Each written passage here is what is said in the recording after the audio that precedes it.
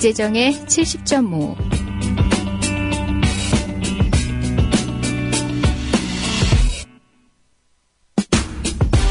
국가정보원 선거 개입 의혹과 관련해서 재판을 받고 있는 원세훈 전 국정원장이 최근 검찰이 증거로 채택한 트위터 글이 위법하게 수집된 증거라고 주장해 재판이 지연되고 있습니다.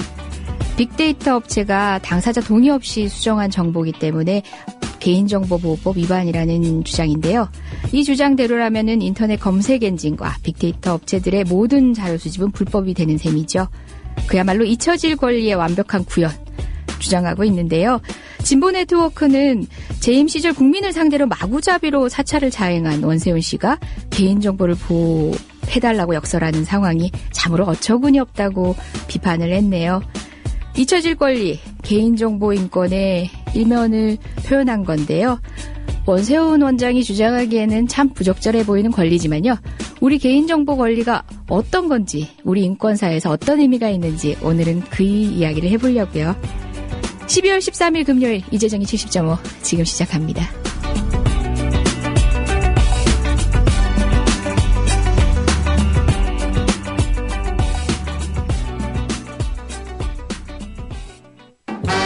자기야, 올 연말엔 어디로 놀러 갈까? 난 계속 회사 나가야 돼. 연말정산해야지, 결산해야지, 법인세까지. 미리 교육받을 방법은 없을까? 더존 이러닝 있잖아. 더존 이러닝? 더존에서 이러닝 돼? 그럼 난 벌써 연말정산 과정 신청했지. 연말에 쏟아지는 재경 전문가들의 바쁜 업무들. 대한민국 기업 정보화를 선도하는 더존 IT그룹의 공식 교육기관 더존 이러닝에서 해결하세요. 검색창에 더존 이러닝을 검색하세요. 상담 전화는 02-890-5999 02-890-5999. 올겨울 사랑하고 계신가요? 사랑하는 사람과 이 노래를 들어보세요. 인디 뮤지션 카브가 노래합니다. 천사의 시. 카브의 러브 발라드 사랑의 시. 각종 음원 사이트에서 CARVE 카브를 검색하세요.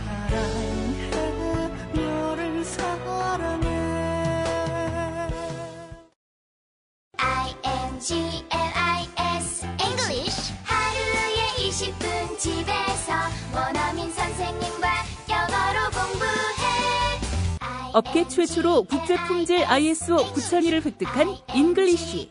우리 아이 영어 자신감. 화상영어 잉글리쉬는 검증된 품질과 학습 효과로 국민 모두에게 영어 자신감을 드립니다. 문의전화 1688-0546 1688-영어 for you. 검색창에 ISO 화상영어를 검색해보세요. 대한민국 화상영어. 예, 이재정입니다. 오늘도 금요일이고요. 그래서 제가 왔습니다.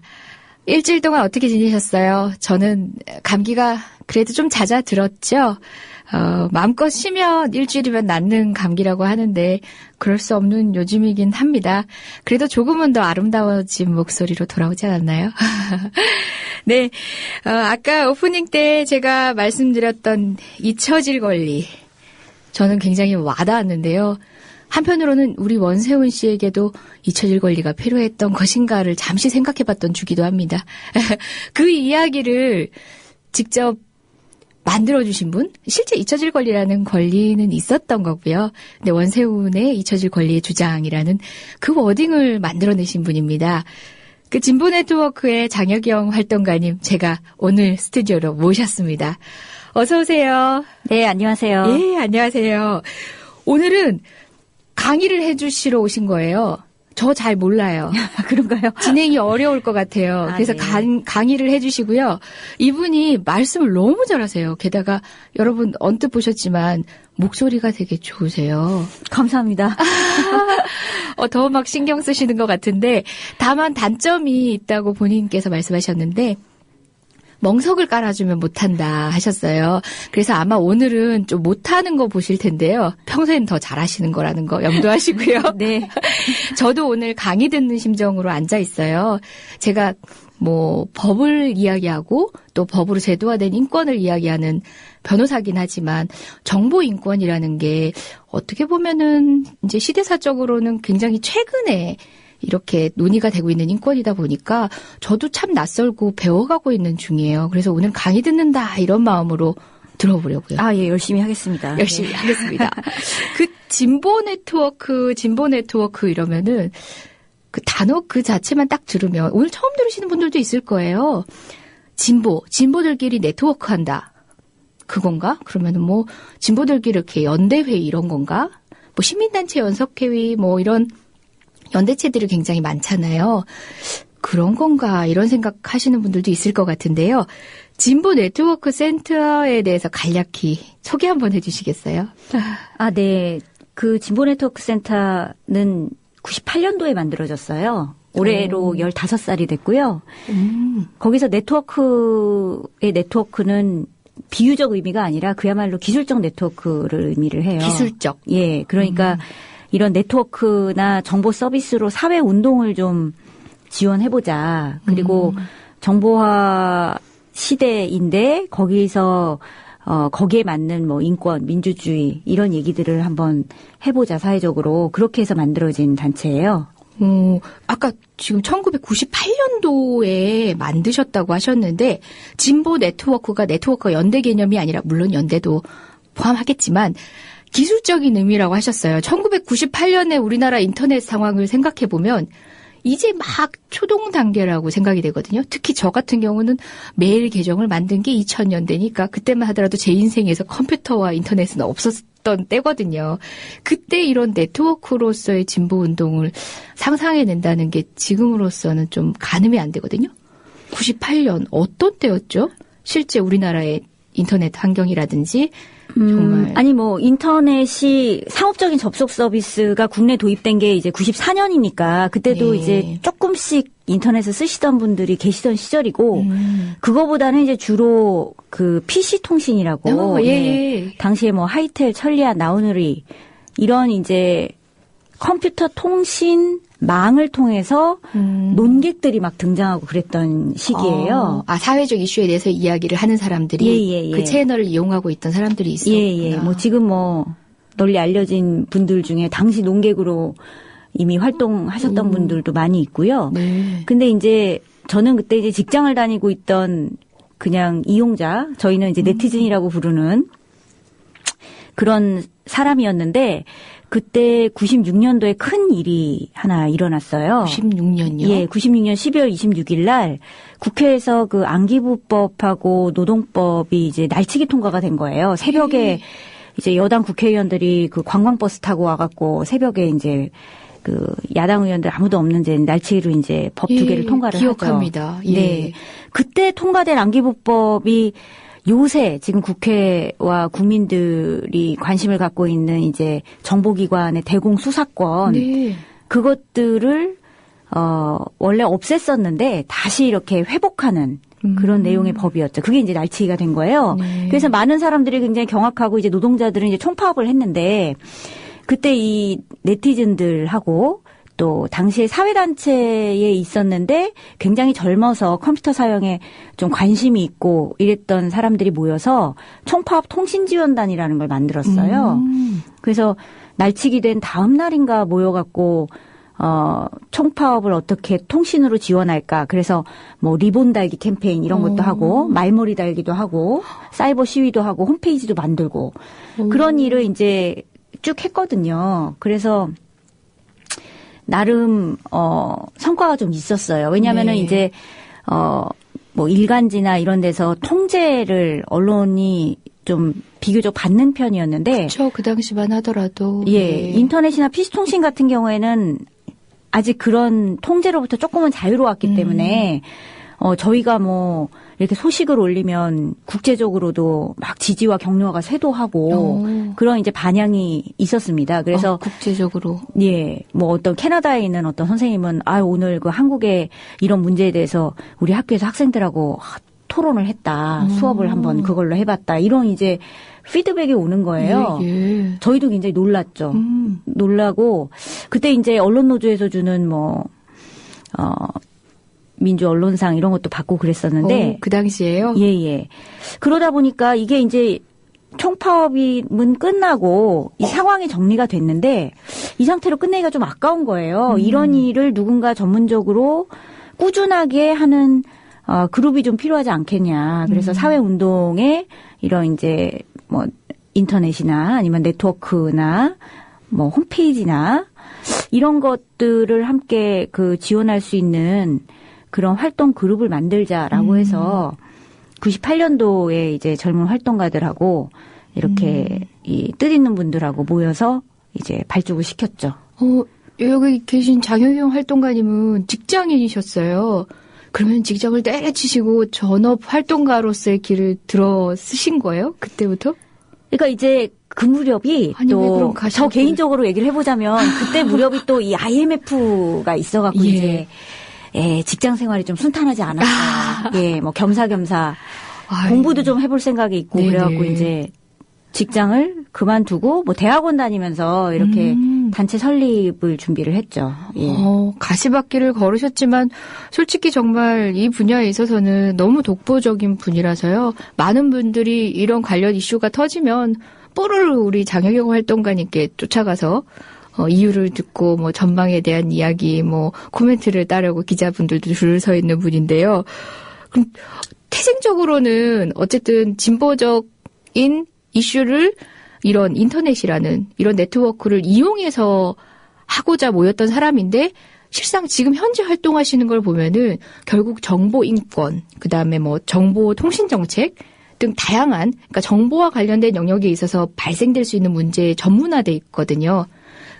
어떻게 그렇게 활동의 방향이 이제 자연스럽게 그렇게 변화가 된 건지 그것도 궁금하네요. 예, 맞습니다. 처음에는 이 기술적인 서비스를 제공하려고 이 운동을 시작을 했고 그 무렵에 또 한참 이 정보화에 관심이 사람들이 많아서 국내외적으로 이런 운동을 하겠다는 분들이 많았어요. 그래서 뭐 해외에도 굉장히 많은 단체들이 있고 국내에도 그때 비슷하게 저희는 서울에 있었지만 뭐 지역에서 그런 일을 하겠다 이러신 분들도 상당히 많았고요. 그래서 기술적인 운동은 그때로부터 저희 단체의 굉장히 중요한 활동 부분으로 아직도 오고는 있습니다. 그래서 예를 들어서 뭐 콜트콜텍 노동자들이 뭐 서명 게시판이 필요하다, 뭐 아니면 골든브릿지 노동자들이 뭐가 필요하다 이런 만들어주기도 하고 가장 최근에 한 거는 이제 밀양에 대한 이제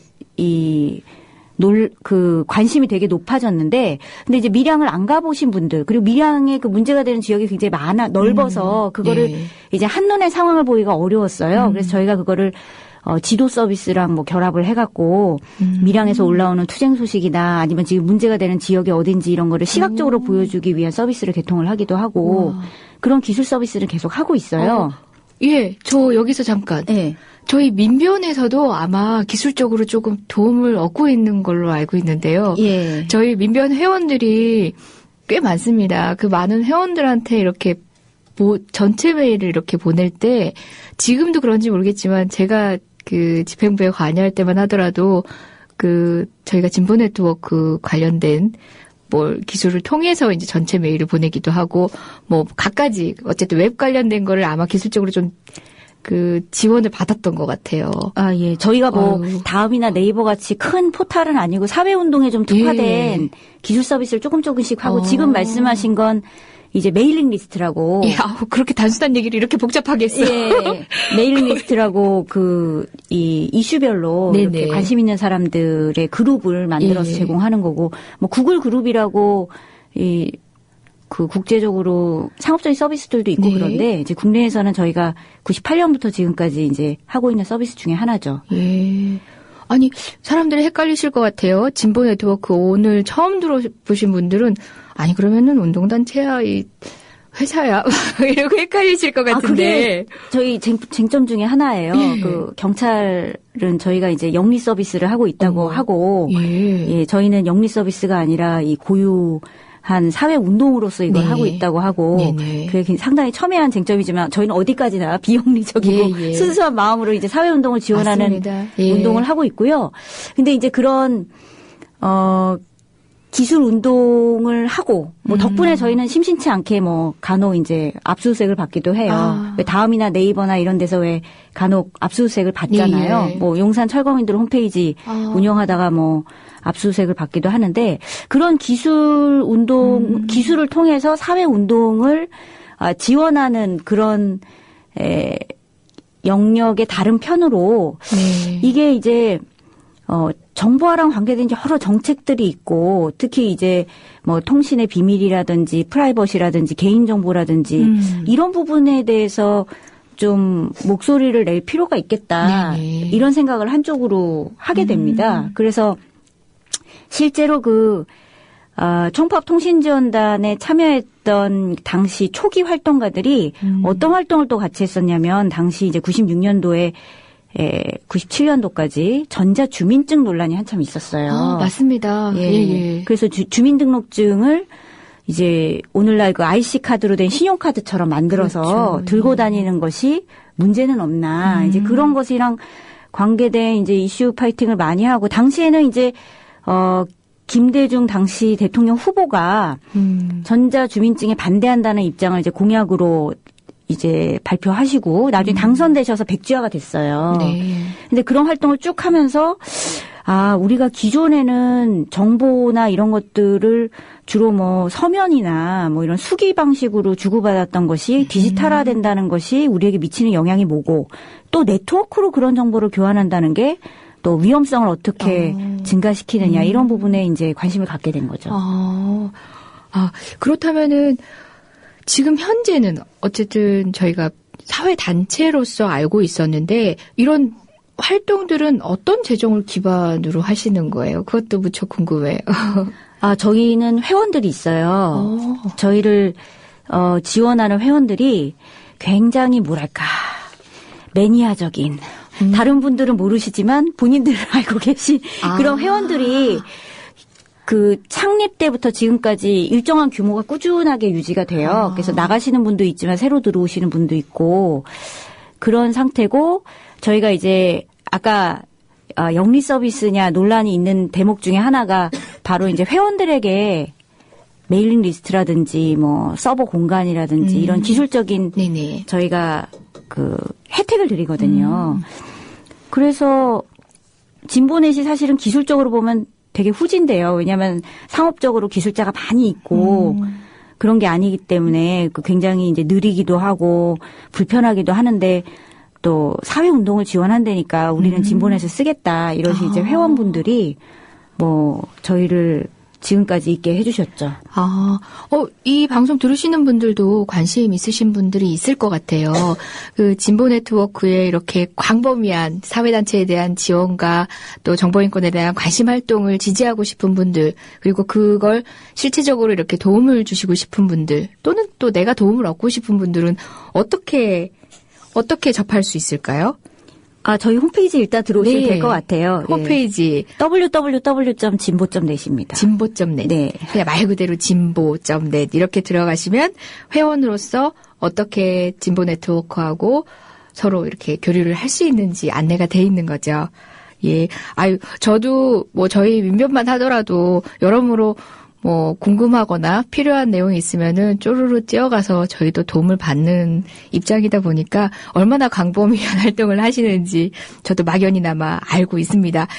정보인권 뭐 쉬워서 참 네 글자로 줄이는데요. 우리 지금 네트워크 사회가 끝없이 발전하고 있고 오늘도 내일 당장 뭐 어떤 기술이 튀어나올지 모를 만큼 진보하고 있다 보니까 다른 사회단체보다 더 어려운 면이 있을 것 같아요. 제 생각은. 그러니까 다른 사회단체들은 인권이라는 개념이 이미 만들어서 조금만 좀 개량하면은 또 대응할 수 있는 정도의 이런 활동의 방향들이 정해지겠지만 이런 인터넷이라든지 정보인권 영역은 하루가 다르게 발전을 하고 있다 보니까 일일이 새로운 이슈가 나오면은 대응하기가 쉽지 않을 것 같아요. 그 전문가들이 어떻게 있으신 거예요? 활동가분들이 그렇게 일당백을 하시는 거예요? 아니면 뭐 다른 전문가들이 이렇게 네트워킹이 돼서 또 활동들을 도와주시나요? 그것도 궁금해요.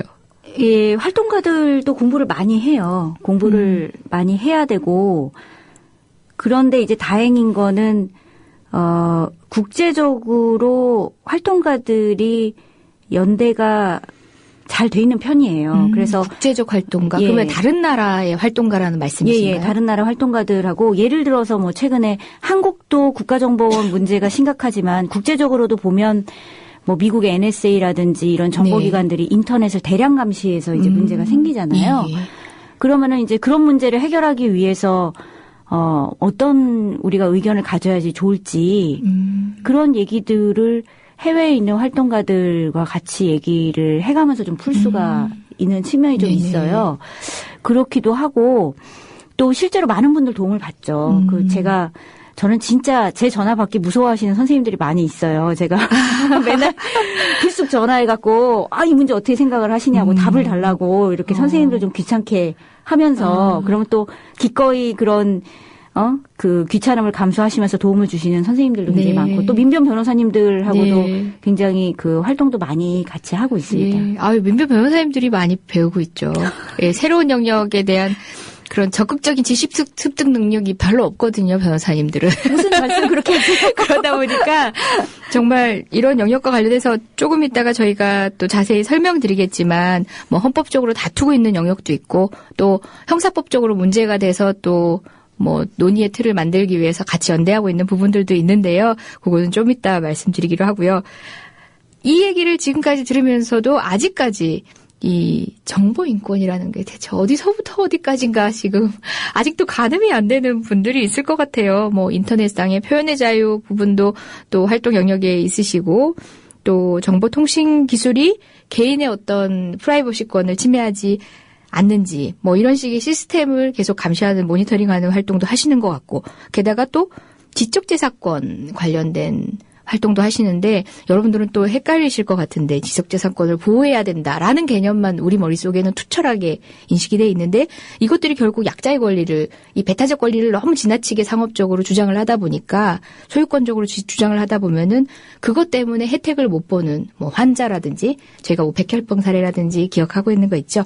그런 영역도 또 관심을 가지고 계세요. 저희 진보 네트워크의 다양한 활동. 자, 백화점식이에요. 제가 웹페이지를 출력을 해봤더니 너무 많은 활동을 하셔요.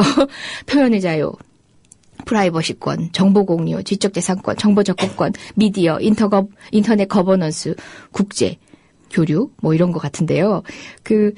제가 뭐 대충 큰 줄기는 말씀을 드린 것 같으니까 진보 네트워크 이런 활동들이 좀 도드라질 만했어요 하고 자랑 한번 해봐 주시겠어요? 설명 겸 자랑이 되겠네요. 어떤 활동을 하는지에 대한 설명일 수도 있고. 사실 한국이 정보화나 기술적으로는 굉장히 빨리 급진전해온 측면이 있는데요. 네. 그거를 이제 보호하기 위한 뭐 인권적인 담론이나 법, 제도 개선 부분은 좀 속도가 느린 편이에요. 네. 그래서 저희가 이제 그런 문제에 대해서 대응하는 목소리를 내기 위해서 노력을 하는 편이고요. 네. 뭐, 아까 처음에 오프닝 때 말씀하셨던 원세훈 씨의 잊혀질 권리가 예를 들면 그런 문제죠. 사실 원세훈 씨가 주장하는 그 주장이 쉽게 넘어설 수 있는 간단한 문제는 아니거든요. 네. 그러니까 뭐 원세훈 씨 주장을 다시 한번 우리가 복기를 해보자면 트위터에 올라온 아이디와 또 메시지들은 개인정보다 이런 주장을 일단 하시고 두 번째 주장은 근데 그 게시물 트위터에 올린 그런 것들을 당사자들이 지우셨어요. 지금 인터넷에 없어요. 그러니까 그 국정원 직원들이 글을 올린 다음에 이제 나중에 삭제를 해버린 거죠. 인터넷 세상에는 삭제가 된 거죠. 인터넷 세상에는 없어요 이미. 근데 그것을 이제 소위 말하는 빅데이터 업체들이 자기들이 나중에 이제 장사하는 데 쓰려고 방대하게 수집을 해놓은 거예요. 검색 엔진에도 활용되고. 그렇죠. 그래서 그거를 방대하게 수집을 했는데 그게 당사자의 의지하고는 무관하게 이제 수집이 된 거죠. 그러면은 그런 거는 개인정보에 대한 권리 침해한 거 아니냐 이런 주장을 또 하는 거고. 세 번째는 이제 그것을 빅데이터 업체들이 검찰에 제공할 때 이미 제출 형식으로도 제공하고 압수수색 영장에 의해서도 제공을 하고 뭐 그런 이제 제출하는 절차가 네네. 있었는데 그 절차가 또 적법했는지도 한번 따져보자. 네. 이런 얘기를 하는 거죠. 지금 재판이 굉장히 사실 121만 건 트위터를 공소 사실에 추가하기 위해서 굉장히 많은 소동이 있었잖아요. 예, 그렇죠. 전해지는 바로는 검사님들이 우리 내일 출근 안 하겠다. 그렇죠. 배수진을 쳐가면서 예. 간신히 공소사실에 포함을 시켰는데 그게 아직도 증거로 인정이 못 되고 재판이 계속 지금 지연이 되고 있어요. 그 사실이 굉장히 답답한데 이 문제를 풀고 가야 되거든요. 네. 쉬운 쟁점이 아니라서. 왜냐하면 네. 그 원세훈 씨가 주장하는 게 이른바 그 국제사회에서는 right to be forgotten, 잊혀질 권리라고 불리는 거고 네네. 이게 이제 유럽에서도 엄청 논란이 많아요. 유럽에서도 지금 유럽의 개인정보 보호 규정을 개정하기 위한 논란이 막 있는데 거기서 이 잊혀질 권리를 어떻게 명시할 거고 어디까지 보호할 거냐를 갖고 막 논쟁을 하는 네. 상황에서 이 최첨단 논의를 갖고 온 거죠. 원세훈 씨께서요? 예. 그럼 우리가 힘을 실어드려야 되나요? 정부인권 차원에서. 그래서 이거를 막연하게 원세훈 그런 주장은 오발세라고 얘기를 지나칠 수 없는 그런 부분이 있어요. 그냥 일축해버리기에는 분명히 논의의 지점들은 또 있으니까 살펴볼 지점이. 왜냐하면은 일반 이용자 입장에서도 잊혀질 권리를 좀 보호해 줄 측면이 있거든요. 내가 인터넷의 세상에서 내가 원치 않는 형태로 내 개인정보들이 떠돌고 있다가 그거를 누가 수사기관이 달라 그랬을 때 누가 쓱 준다. 그것도 되게 무서운 일이거든요. 그리고 그거를 비즈니스 모델로 하는 업체들이 지금 등장하고 있는 게 사실이고요. 그렇죠. 예. 그래서 이제 저희가 그런 문제를 어떻게 설명할 건지 여러 선생님들이나 변호사님들 의견도 취재하고 네네. 해서 저희 입장을 정리를 해서 일종의 이런 상황을 해석할 수 있는 한 가지 가이드라인으로 입장 발표 같은 걸 하는 거죠. 저희 네네. 단체는. 그래서 저희는 그렇게 보는 거예요. 잊혀질 권리도 보장이 돼야 되지만 네. 원세훈 씨가 지금 받고 있는 이 재판이 갖고 있는 공익성이 굉장히 크기 네. 때문에 네. 잊혀질 권리를 우리가 무시하기 때문이라거나 예. 아니면 트위터가 개인정보가 아니라고 보기 때문이 아니라 이 재판의 공익성을 봤을 때 굉장히 중대한 그런 부분은 우리가 우선 주목을 해야 되고 네네. 그다음에 아주 개인정보 보호랑 관계된 이제 법률적 측면에서 보면 처음에 이 국정원 직원들이 게시물을 올렸다가 지금은 삭제한 상태잖아요. 네네. 그래서 자기들이 잊혀질 권리를 주장을 하는 건데 물론 이분들은 잊혀지길 바라겠죠. 자기들이 했던 범죄 모든 일이. 행위가 행각이 잊혀질 권리라. 그렇죠. 그것도 또 아이러니하네요. 그렇죠. 근데 그 트윗을 올렸을 때는 이 게시물들이 살아있는 상태였단 말이에요. 그러니까 공개된 상태에서는 누구나 그거를 수집할 수도 있고 접근할 수도 있고 그게 바로 검색 엔진이라는 것들이 하는 거고 기술적으로 보면 아카이빙이라 그래갖고 네네. 이 축적을 해놓고 예. 우리가 또 이용하지 않습니까? 그런 상태에서는 누구나 수집할 수 있다고 우리는 볼 수가 있고 그런 것을 위법한 게 수집이 됐다라고 주장할 수는 없다라고 생각을 합니다. 그리고 트위터 이용 약관 같은 데 보면 그 개인정보 보호 이제 방침이나 이런 데 보면은 그런 얘기 하고 있거든요. 이용자들한테. 당신이 트윗을 하는 순간 즉시 전 세계로 이게 전파된다는 거를 알고 있어라. 공개된다는 사정에 대해서는 상호간에 이미 주지하고 있고 트위터를 이용하게 그걸 전제로 해서 이용하게 되는 거다. 그렇죠. 예. 그런 상태에 말하자면은 약관에 동의하고 이제 동의한 걸로 간주를 하고 이제 이용하는 걸로 보기 때문에 저희는 이제 위법하지 않다고 일단 주장을 해봤습니다. 예, 네. 예. 와. 참 많은 쟁점들을 안고 있어요. 어떻게 보면은 이제 법률적인 이슈일 수도 있고 또 우리는 인권 하면은 또 법의 문제라고 생각하는데 인권은 법 이전에 또 문제거든요. 그걸 법으로 어떻게 구현해낼 것인지가 이제 법에서 얘기하는 권리가 되는 건데 그 이전의 인권의 문제는 철학적인 문제, 그다음에 인간의 본질과 관련된 여러 가지 문제에 대한 이제 사유가 전제가 돼야 되는데 그 모든 것들을 좀 아우르고 계시다는 느낌이 또 들어요. 새로운 영역이 튀어나오면은 그 상호 간에 어떻게 또 조율을 할 것인지는 또 본질로 돌아가서 또 사유를 해봐야 나오는 거잖아요. 정말 광범위한 영역인데요. 학교 폭력 예방 앱 스마트 보디가드. 스마트폰 왕따 문자 등 사이버 학교 폭력이 6배 이상 늘었습니다. 학교 폭력은 언제나 욕설, 모욕, 협박과 같은 폭력 문자를 동반합니다. 그런 학교 폭력 문자만을 감지하여 부모님께 알려드립니다. 미리 알면 예방할 수 있습니다. 구글 플레이에서 학교폭력 예방 전문 어플 스마트 보디가드를 설치하세요. 지금 설치하고 먼저 무료 이용해보세요.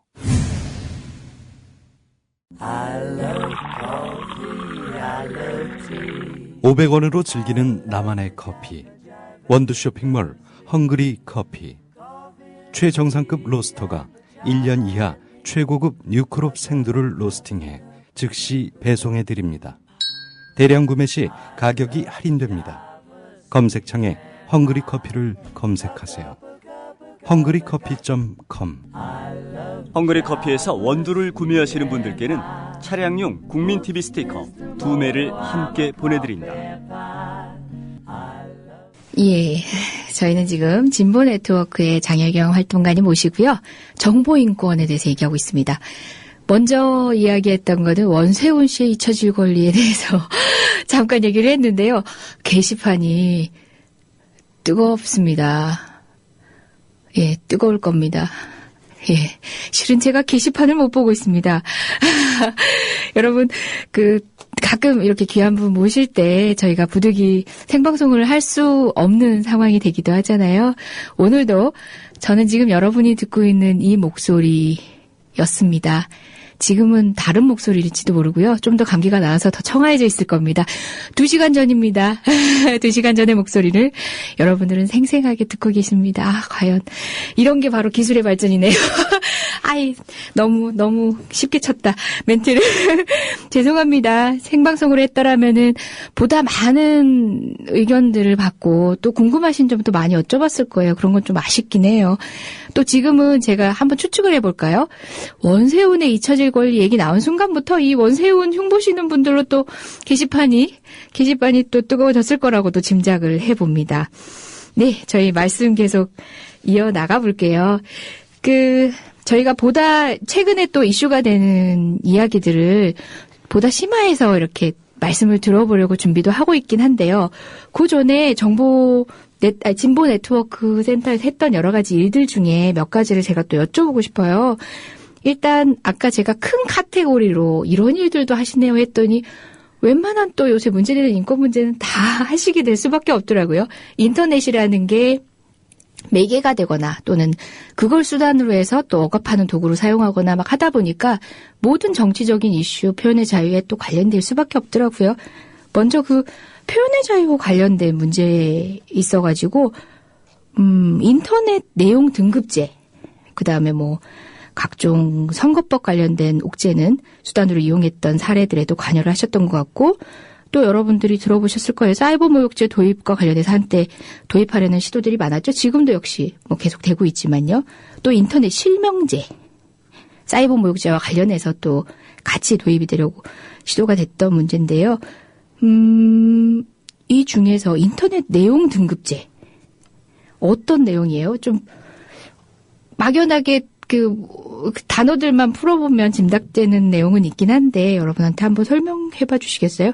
이게 진보 네트워크가 같이 활동해서 소기의 성과들을 이루어냈던 활동 아닌가요? 지금 인터넷의 표현의 자유 문제를 만약에 한마디로 요약을 하라고 한다면 저는 이렇게 요약할 수 있을 것 같아요. 인터넷을 방송이랑 똑같이 취급하려는 사람들이 있는 거죠. 그러니까 지금 실제로 인터넷에 내용 심의를 하는 이제 행정기관이 있는데 이름이 방송통신심의위원회예요. 네. 방송과 통신을 같이 심의하는 거죠. 그래서 저희는 거기에 대해서 인터넷은 인터넷이라는 미디어가 갖고 있는 특성이 있고 또 고유한 어떤 커뮤니케이션 방식이 있기 때문에 그거를 방송이랑 똑같이 취급을 하면 안 된다. 그리고 인터넷에서 보다 자유로운 의사 표현을 허용을 하라고 지금 저희가 주장을 하는 활동을 하고 있어요. 이제 그 중에 이제 저희가 그걸 위해서 몇 가지 이제 공익소송도 제기하고 성과도 보았는데, 그런 이슈 중에 이제 인터넷 내용 등급제라는 게 옛날에 99년도에 있었습니다. 네. 그게 뭐냐면 지금 좀 전에 말씀드린 방송통신심의위원회의 전신으로 네. 정보통신윤리위원회라는 데가 있었어요. 그 정보통신윤리위원회가 1999년도에 어떤 야심을 품냐면 인터넷에 올라오는 모든 게시물들을 방송처럼 등급을 부여하겠다고. 그래서 12세, 15세, 18세 이렇게 등급을 부여하겠다는 법안을 이제 정부가 이제 내놓습니다.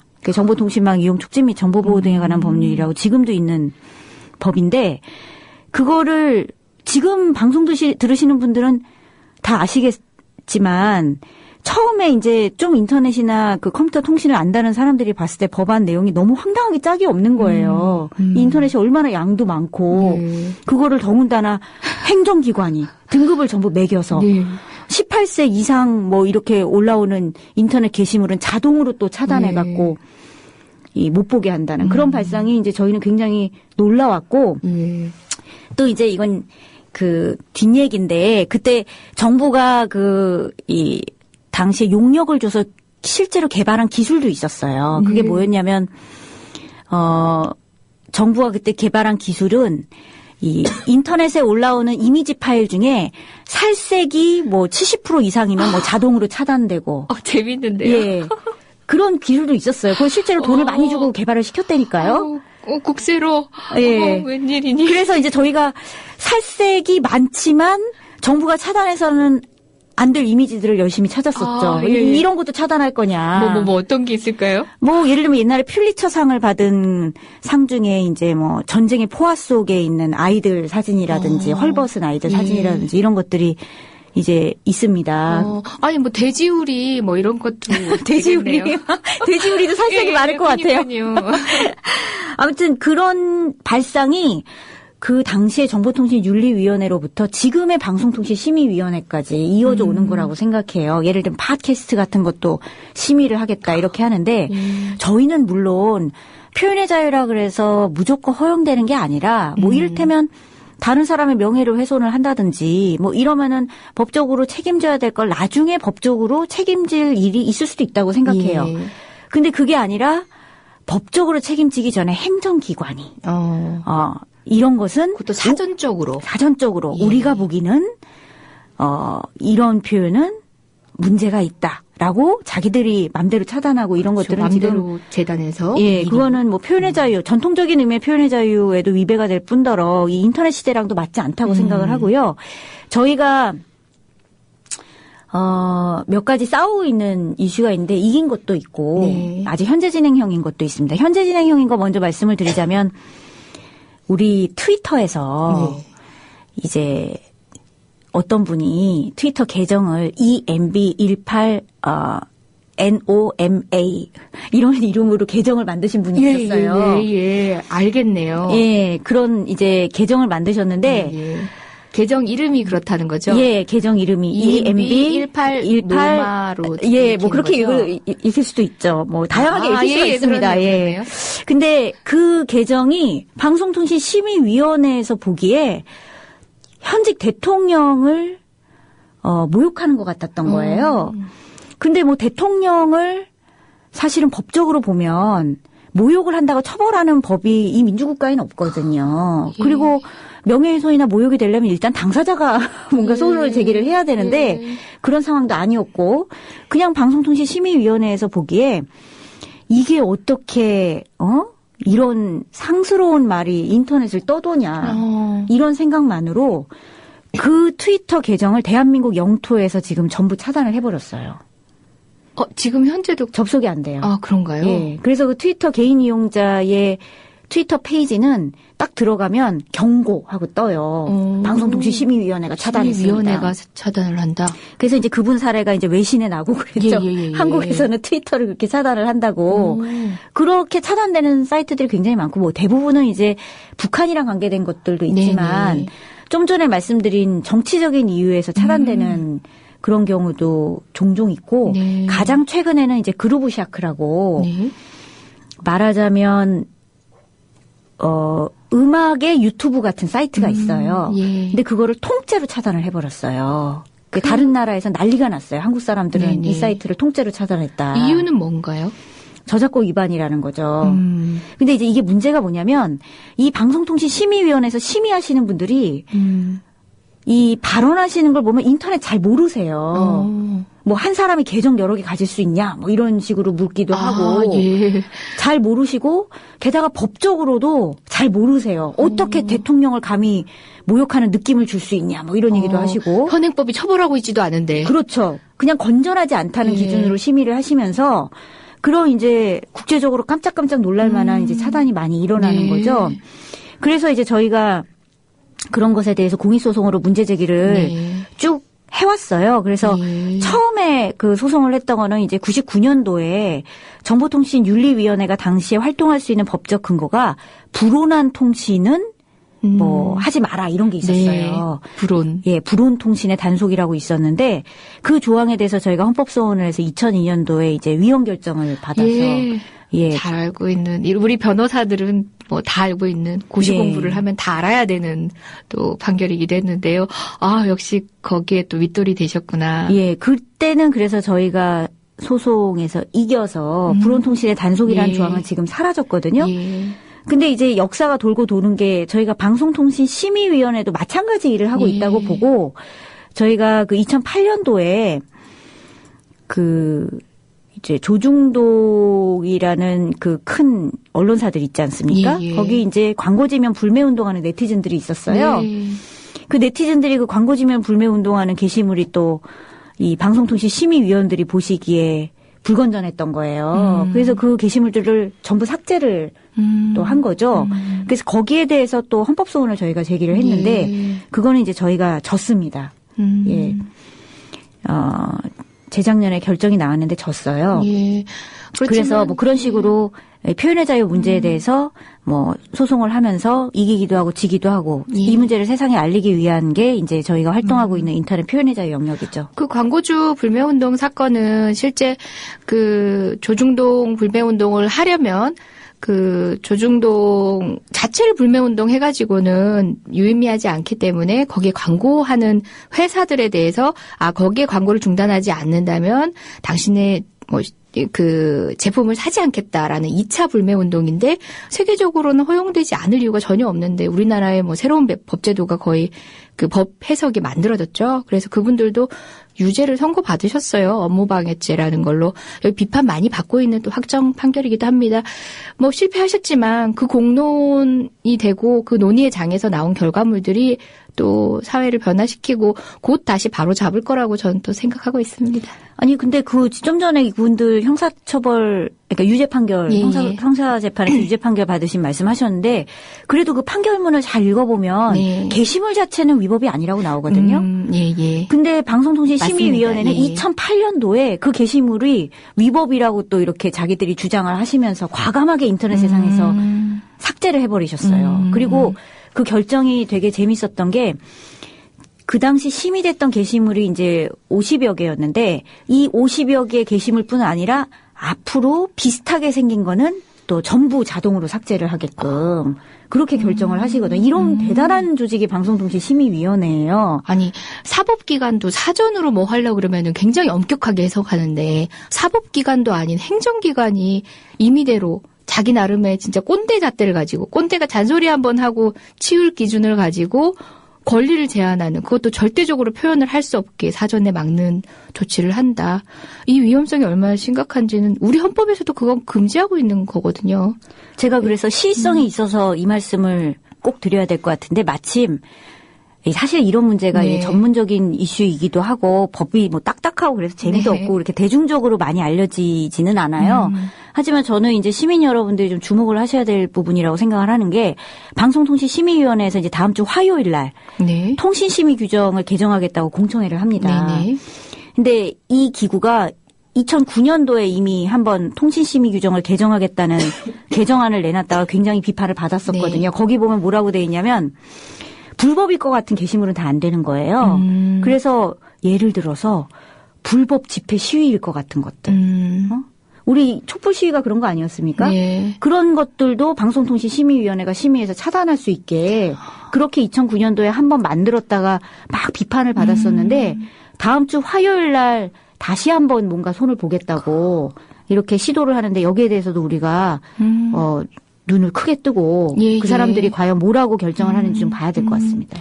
예, 계속 관심을 갖고 여론을 또 보태주고 하는 것들이 그런 악법 개정이죠. 악법, 그러니까 법의 방향이, 그러니까 악법이 마련될 수도 있는 거고 법 개정 방향이 악화되는 권리를 침해하는 방향으로 가는 것들을 우리가 막을 수 있는 거죠.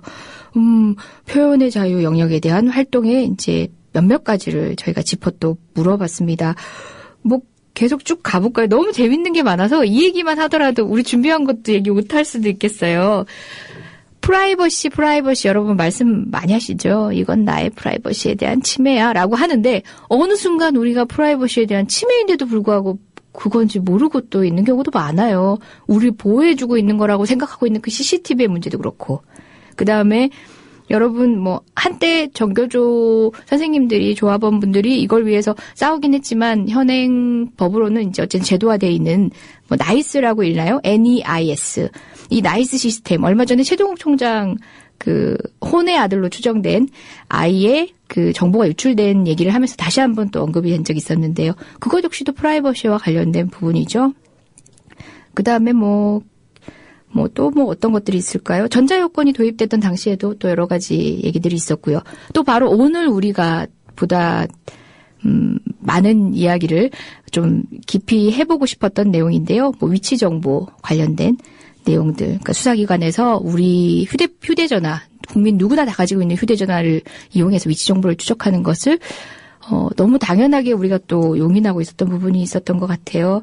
그 여러 가지 문제들 중에 혹시 또 제가 먼저 궁금해서 여쭤보려다가요. 아까 말씀 주시는 거 보니까 이런 것들은 놓치고 지나가셨겠지만 이런 지점들 우리가 했어요 하는 자랑이실 수도 있고 아니면 이거는 또다시 반복될 수 있는 문제입니다. 아, 여러분들이 그 권리의식이 부족하면 안 됩니다라고 하시고 싶은 내용 제가 여쭤볼게요. 아니 사실 뭐 인권운동이 모든 것이 이제 뭐 법적으로 이겼다 그래서 완전히 이긴 것도 아니고 졌다고 해서 또 진 것도 아니긴 한데 워낙에 이렇게 공익소송을 도전을 해보다가 실패를 많이 하기 때문에 이긴 사례는 좀 저도 이렇게 자랑을 하고 지나가고 싶어요.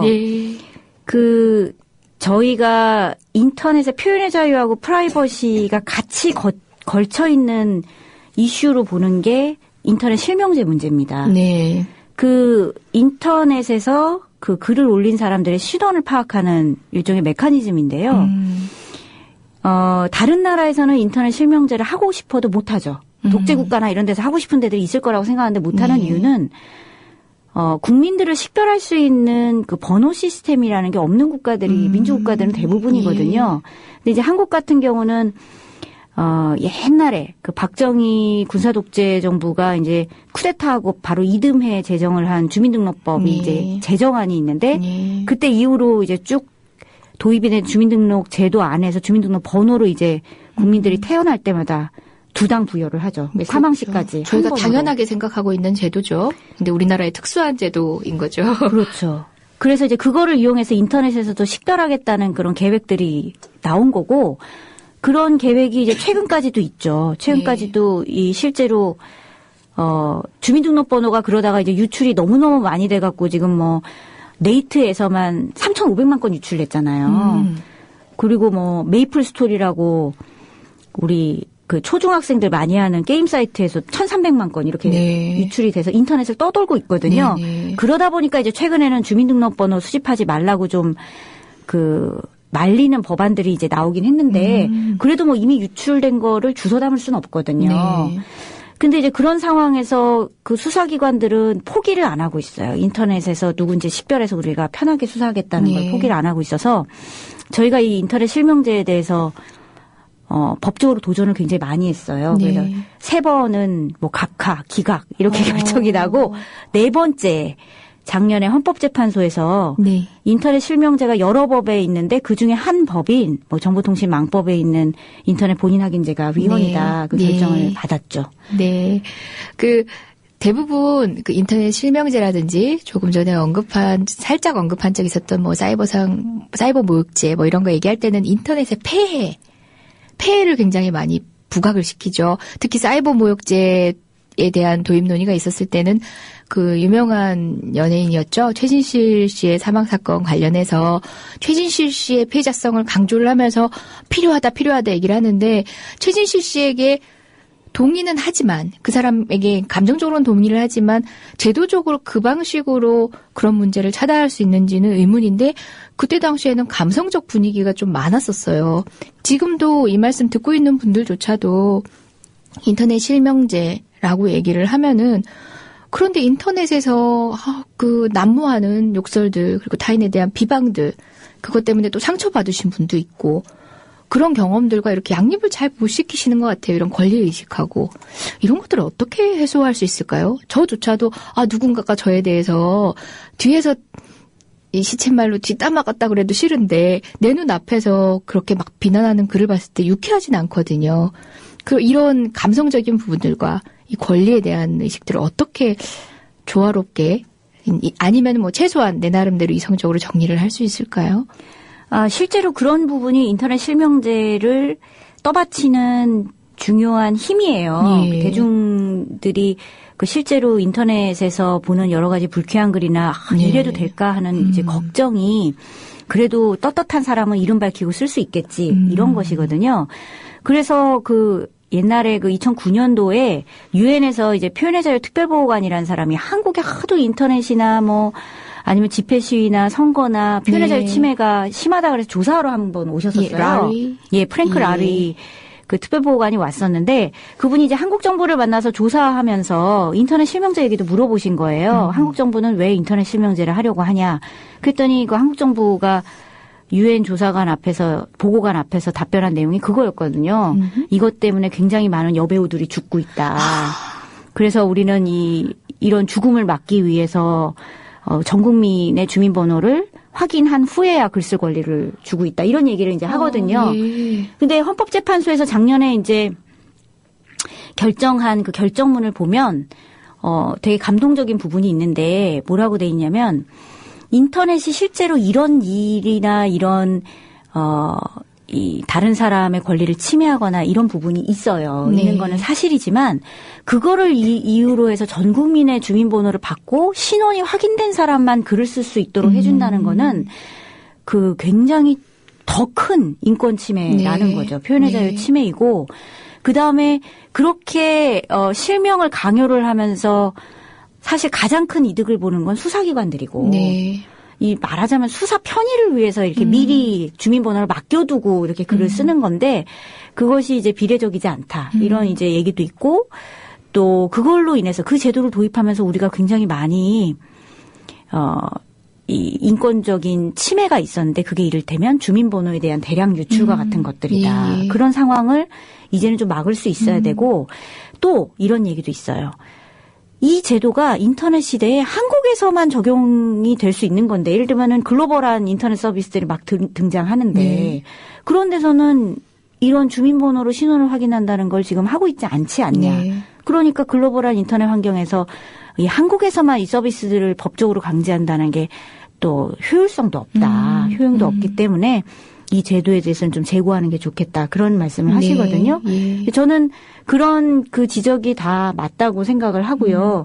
저도 인터넷의 모든 글들이 다 보호받아야 된다고 생각은 안 해요. 예를 들어서 우리를 곤혹스럽게 한 것 중에 뭐 일베 같은 데들 있잖아요. 일베에서 표현의 자유를 막 주장을 한다. 근데 차별적이고 혐오적인 발언이 국제적으로 국제인권법이나 이런 데서 표현의 자유로 인정되고 있지는 않거든요. 그건 뭐 나중에 따로 얘기를 하더라도 인터넷에 올라온다 그래서 무조건 표현의 자유를 보장받아야 된다고 저도 생각을 하는 건 아닌데 그래도 그렇다 하더라도 인터넷 실명제로 전 국민 주민번호 받아놓고 글 쓰라는 건 좀 심하다. 그런 거죠. 이렇게 모든 사회에는 어떤 폐해는 존재하기 마련이고 그 폐해에 대비하기 위해서 법이라는 게 존재하는데 그게 여러 가지 이제 규제의 의미로도 있고 또 아니면은 행위를 하고 난 뒤에 형사벌적인 처벌을 가함으로 인해서 또 결국은 경고를 하는 사후적인 경고를 하는 방식이 있는데 그 모두를 함에 있어서도 간과될 수 없는 거는 개인의 기본적인 인권이거든요. 그것과 사회적으로 달성하려는 목표 간에 형량이 맞아야죠. 그러니까 이게 균형이 맞는 지점에서 제도를 도입할 수 있는 거니까 방금 하셨던 말씀은 아마 그런 취지에서 이해를 하시면 될 것 같아요. 더불어 행복한 세상. 너와 나의 꿈이 눈앞에 국민 TV 예, 여러분들은 지금 이재정의 70.5를 듣고 계시고요. 오늘은 개인정보 인권에 대해서 이야기를 나누고 있는데요. 진보네트워크 장혁영 활동가님 나와 계십니다. 계속 말씀 나눌게요. 저희가 또 프라이버시와 관련된 또 빼놓을 수 없는 얘기가 있잖아요. 생체 정보. 다른 정보도 아니고 그냥 개인 정보도 아니고 생체 정보. 여러분들 어떤 게 떠오르세요? 생체 정보라면 뭐 지문? 아니면 그 이상 무서운 것들 또 뭐 있을까요? DNA? 뭐 이런 것도 다 생체 정보인 거죠. 특히 최근에 지금 문제가 되고 있는 것들이 또 있죠. 바로 지금 감시의 눈초리 비슷하게 선생님이 학생이 말하는 게 맞나 틀린가 뭐 이런 눈빛으로 너 한번 얘기해봐라 이런 눈빛으로 보고 계시니까 제가 달달달달 떨려요. 왜 그러세요? 저도 법은 좀 아는데 최근에 아마 헌법재판에 지금 계류 중인 게 있는 걸로 알고 있습니다. 저희가 생체 정보를 국가가 취득할 수 있다는 거 여러분 모르고 계신 분들도 있으시죠? 지금 법이 있어요. 그죠? 어떤 경우에 생체 정보를 국가가 취득할 수 있나요?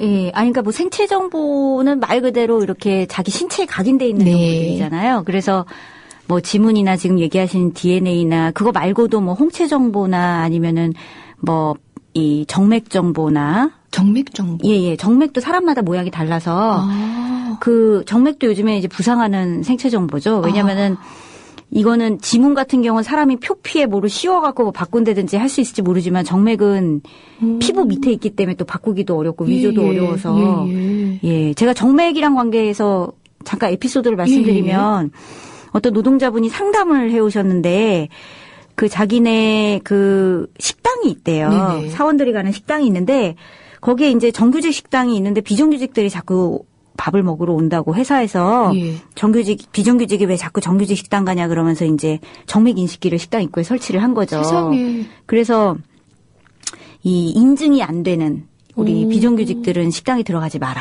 그래서 그런 거를 설치를 했는데 그런 거 좀 심하지 않냐고 그런 상담도 한 적이 실제 있어요. 지금 대한민국에서 있었던 얘기를 하시는 거죠? 예. 제가 상담했었던 사례죠.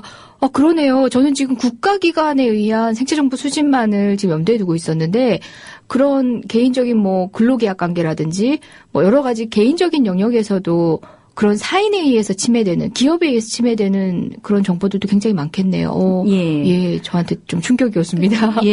그래서 뭐 그런 생체 정보가 수집하는 사람 입장에서는 굉장히 유리한 게 있어요. 제가 아까 좀 전에 주민등록번호 말씀을 드렸지만 주민등록번호가 없는 지구적 상황에서 보면 이 사람에게 각인되어 있는 생체 정보야말로 특정인을 식별하기에 가장 정확하고 또 절대로 신체에서 파낼 수 없는 개인정보거든요. 그래서 예전부터 이 생체 정보를 수집하고 어떻게 좀 활용하려는 그런 시도들이 이제 계속됐고 그게 이제 정보인권에서 되게 심각한 이슈 중에 하나인 거예요. 근데 저희가 이제 최근에 헌법소송을 생체 정보랑 관련해서는 이제 두 가지를 하고 있는데 그 두 가지가 다 이제 일단은 국가가 수집하는 걸 가지고 문제로 삼고 있는 건데 한 가지는 뭐 많이들 들어보셨겠지만 이제 지문날인 문제가 일단은 있죠. 우리가 17살 때 모두 동사무소에 가서 왠지 성인 인증하는 것처럼 뿌듯한 마음으로 이렇게 지문을 찍고 국가 신분증을 이제 발급을 받는데 그렇게 전 국민 지문을 국가가 또 10손가락 모두 받아서 보관하고 또 평생에 걸쳐서 맘대로 수사에 사용하는 그런 나라가 많지가 않아요. 굉장히 중대한 인권 침해 상황이고요. 그리고 최근에 또 이건 잘 안 알려진 사실인데 이제 경찰이 이 또 소년범들 문제에 요즘에 또 이 주목을 하기 시작을 했어요. 근데 지문을 17세 이후에 갖고 있잖아요. 그래서 그런지 이 17세 미만 지문을 어디서 어떻게 이렇게 사용을 할 생각을 하는 걸로 보이냐면 이 부모들에게 실종아동을 방지한다는 명목으로 지금 지문을 받고 있어요. 그래서 어린이집이나 뭐 제 아이는 이제 초등학생인데 초등학교에 이제 공문을 막 보내요. 그래서 만 18세까지 국가가 실종아동을 방지하기 위해서 지문을 등록받습니다. 그러면 이제 부모님들은 이게 되게 좋은 제도인 줄 알고 그러니까요. 가갖고 막 등록을 하는 거죠. 예. 또 부모님의 아이에 대한 염려를 염려죠. 그래서 그걸 이용해서 결국은 적극적으로 참여하도록 그렇죠. 유도하는 거네요. 근데 2살 때 등록한 지문을 지금 18세 때까지 경찰이 보관해서 쓸 수 있게 돼 있을 뿐더러 그 법에 보면 실종아동 방지 용으로만 쓰지 않을 수 있게 돼 있어요. 그러니까 실종아동 보호 목적 외에 정당한 사유로는 경찰이 쓸 수 있어요. 정당한 사유. 막연한데요. 예, 정당한 사유라고 돼 있어요. 예. 그래서 이제 저희는 그게 굉장히 문제라고 보죠. 그래서 그 문제를 이제 국가인권위원회하고 개인정보보호위원회에 진정을 한 상태예요. 그래서 결정을 좀 내달라. 인권 침해라고. 그런 상황이고 그다음에 이제 17살 이후의 지문은 헌법소원을 지금 제기한 상황이고 그리고 이제 최근에 저희가 이제 또 씨름하고 있는 문제는 이제 DNA 문제입니다. 기억하시겠지만 이제 강호순이라든지 뭐 연쇄 이런 범죄를 저지르는 흉악범 문제가 사회를 굉장히 놀라게 했잖아요. 그때 이제 정부가 이런 사회 흉악범들, 특히 성범죄자들의 재범을 방지하기 위해서 국가가 DNA를 받아다가 이 사람들을 평생 관리해주겠다라고 해서 이제 DNA법이 만들어집니다. 네. 근데 이 법이 만들어지는 과정에서 사람들이 그래 빨리 저런 법을 만들어야지라고 생각하는 사이에 이 법의 대상이 되는 범죄가 굉장히 늘어난 거예요. 그 중에 어떤 게 있냐면은 이제 뭐 주거 침입, 폭처법 이런 게 이제 들어가게 되는데 그거에 저촉되는 분들이 주로 농성하시는 노동자분들이나 이런 분들이 많이 저촉이 되거든요. 그래서 이 법이 통과되고 나서 1년도 안 돼서 2009년에 있었던 이제 용산 사건에서 용산 철거민들 점거하셨잖아요. 또. 그다음에 이제 쌍용 노동자들 또 점거 파업했잖아요. 그러니까 이제 채취하러 와라. DNA를 채취해서 국가가 보관해야겠다. 이렇게 이제 나선 거예요. 그래서 굉장히 많이 놀랐죠, 사람들이. 아니, 이거 원래 성범죄자들 방지한다, 재범 방지한다는 거 아니었어? 그래서 법을 보니까 이 분들도 채취 대상인 거예요. 그 이후로 이제 제가 그런 소식들이나 상담을 많이 받아요. 주로 노동자들한테. 가장 최근에는 김진숙 저번에 이제 그 크레인 농상을 한번 하셨었잖아요. 한진에서. 그때 이제 김진숙 씨 지도위원도 뭐 그 뒤에 이제 한진에서 여러 뭐 농성이나 이런 걸 하셨는데 그분도 이제 채취하러 와라 그런 말씀 들으셨고. 그다음에 뭐 엊그저께 저희가 입장을 낸 걸로는 이제 또 대우 GM 노동자들, 비정규직 노동자들이 몇 년 전에 또 뭐 점거 비슷하게 하시면서 또 그런 거 했으니까 DNA 채취하러 와 이렇게 들어간 거죠. 그래서 그거를 헌법소송을 저희가 제기를 해서 노동자분들하고 철거민들하고 지금 싸우고 있는데 이게 쉽지가 않아요.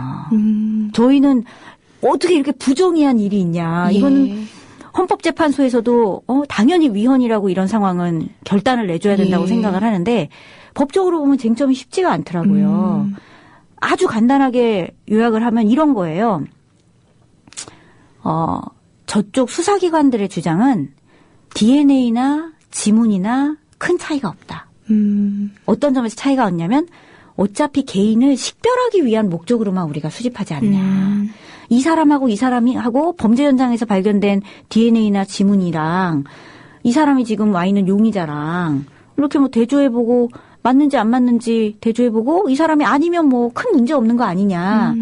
그런 얘기를 강력하게 주장을 하고 있고 그 주장이 굉장히 유리하죠. 왜냐하면 특히 독일에서 이미 2000년에 이미 DNA법에 대해서 합헌 결정이 나왔는데 독일의 그 연방 헌법재판소에서 합헌 결정을 내렸던 중요한 기준이 바로 지문과 DNA 별로 차이가 없다. 근데 우리가 수사 절차에서 지문 많이 쓰고 있지 않냐. DNA도 쓸 수 있다. 이런 거였고요.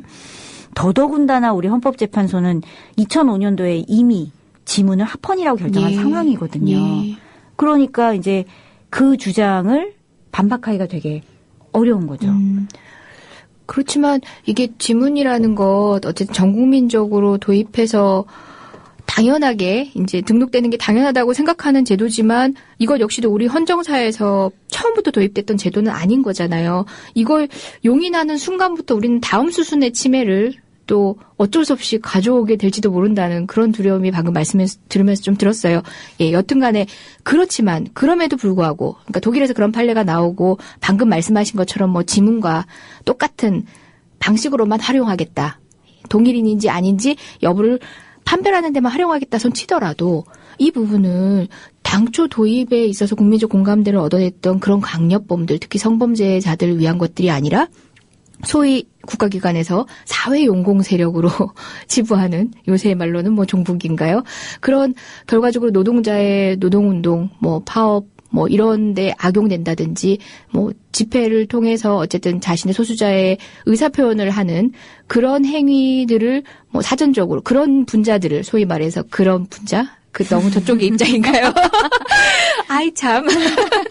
그런 사람들, 그런 사회 세력들에 대한 어떤 탄압 또는 뭐라고 해야 되나 규제의 수단으로 활용한다는 것은 문제인 거잖아요. 그 부분에 있어서 부분적인 위헌이라도 받아들일 수 있지 않을까요?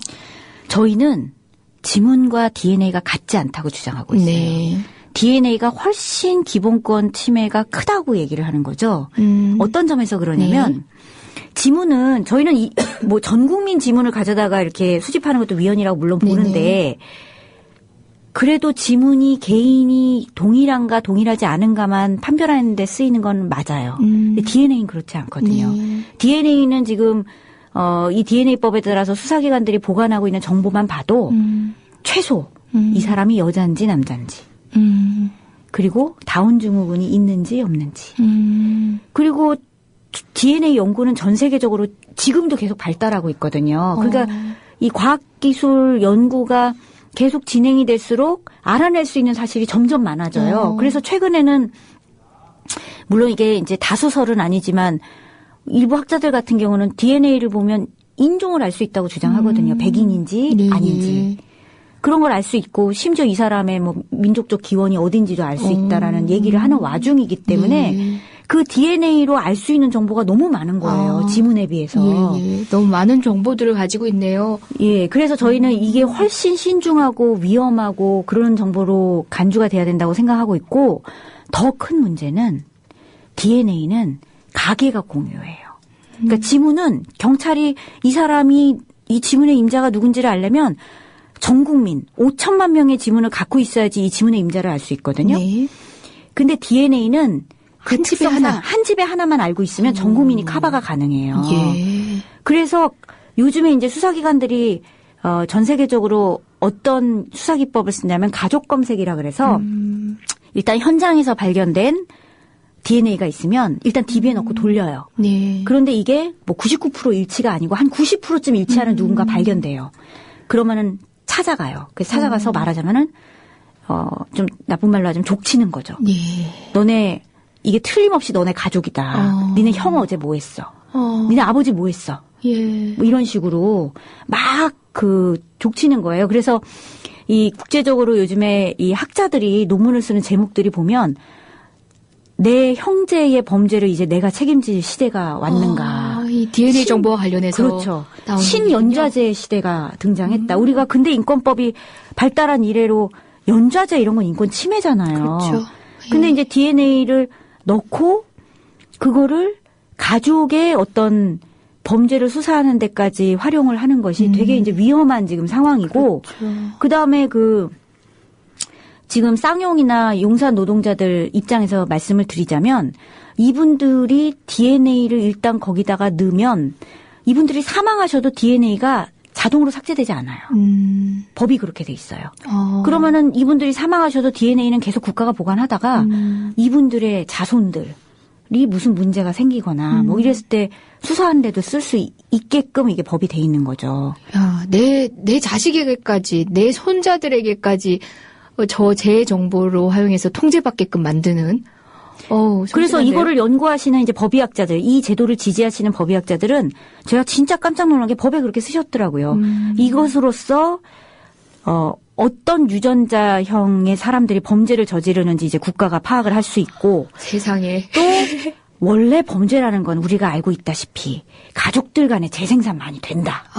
범죄자 집안에서 범죄자 많이 생기니까 이런 거를 국가가 이런 제도들을 널리 좀 아예 법적으로 차제에 손을 봐서 보관해야 된다는 주장을 법의학자들 중에 일부가 하고 계세요. 예. 아니 보수적인 그 범죄학에서는 뭐 인간의 두상을 보고 범죄인을 판별을 한다든지 생김새를 보고 눈과 코의 생김새를 보고 판별하는 뭐 롬브로저라고 그런 학자들이 있긴 했어요. 근데 DNA 구조를 가지고 아니 범죄의 사회적 책임에 대해서는 등회시하면서 DNA 구조를 가지고 범죄의 경향성을 훑을 수 있다는 말까지 지금 현재 대한민국의 학자분들께서 하신다니 섬찟하기도 하고 또 두려운 것은 그것들이 관철돼서 법이 만들어졌고 또 지금도 강력하게 또 방어하는 논리로서 일부분씩 차용되고 있다는 게 큰 염려가 그러니까 됩니다. 저희가 뭐 법정에서 이 헌재 그 공개 변론이 있었는데 법정에서 이런 위험이 있다 그러면 수사기관들은 가볍게 주장을 해요.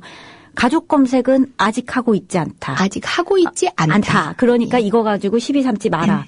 그런데 논문을 검색해보면 그런 논문이 있는 거예요. 연구를 하고 있는 거죠.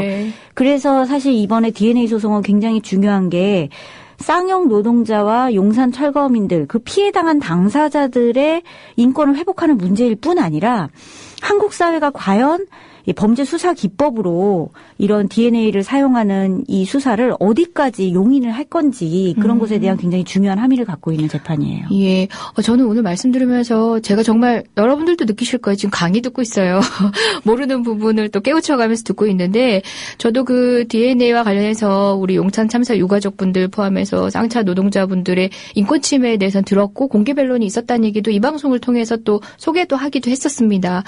그때 당시에 느끼는 그 법에 대한 인식은 그런 정보들을 이런 소위 말해서 반대 세력을 통제하는 데 활용하는구나 정도의 인식이었지만 결과적으로는 전 국민적 차원에서의 어떤 인권의 지점들이 있다는 걸 제 인식이 조금 부족했구나 하는 생각도 오늘 말씀 들으면서 또 들고 있습니다.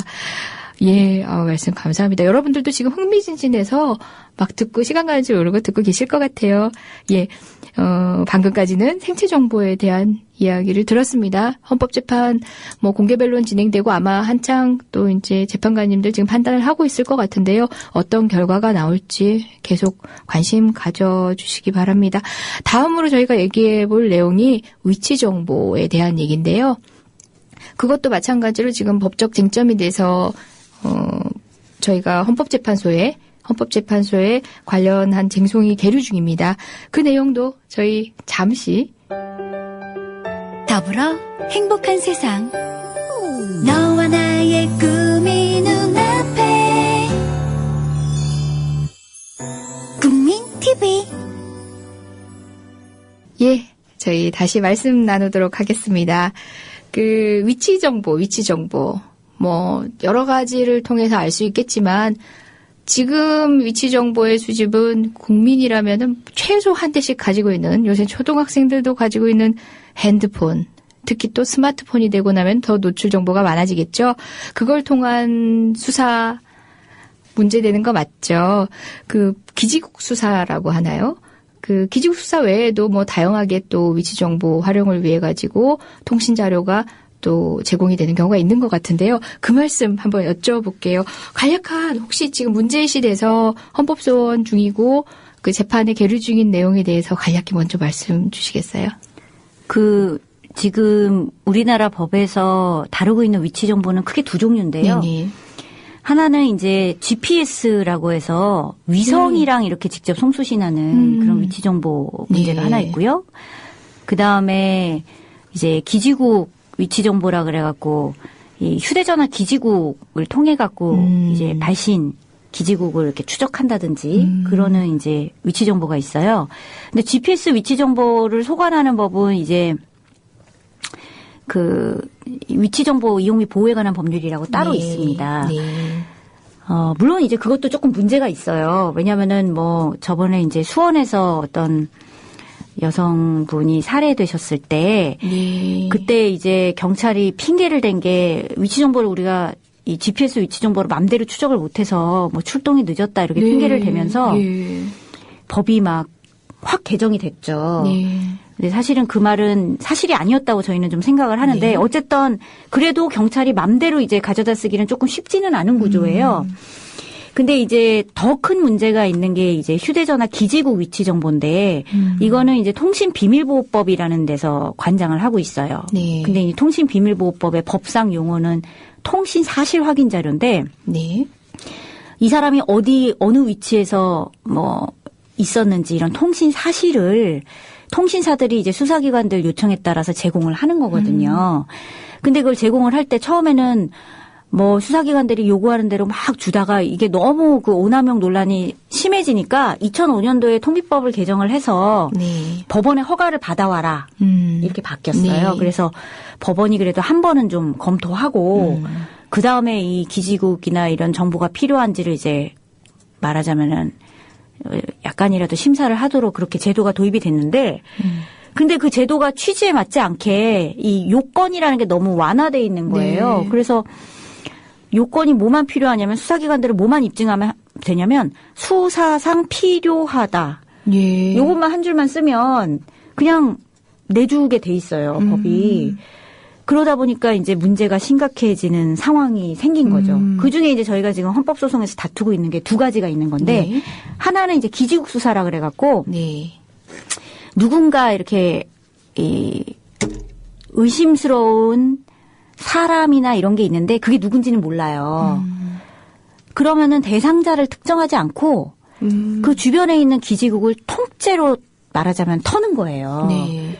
그래서 뭐 예를 들면 청계천 주변에서 뭐 학생들이 모여갖고 무슨 집회를 하고 있다. 네.